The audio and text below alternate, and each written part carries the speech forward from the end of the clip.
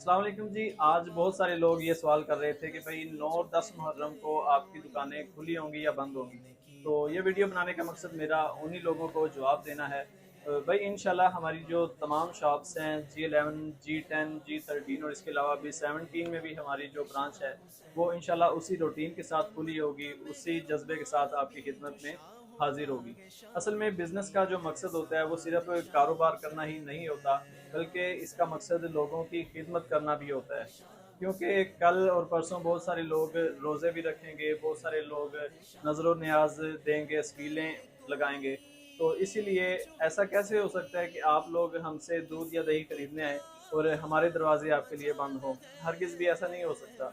तो इसीलिए आप कल और परसों हमारी शॉप्स पर तशरीफ़ लाएँ, तो इंशाल्लाह हम आपकी खिदमत में हाज़िर होंगे। आपको दूध भी मिलेगा, दही भी मिलेगा और जो चीज़ आप चाहें वो इंशाल्लाह आपकी खिदमत में हाज़िर होगी।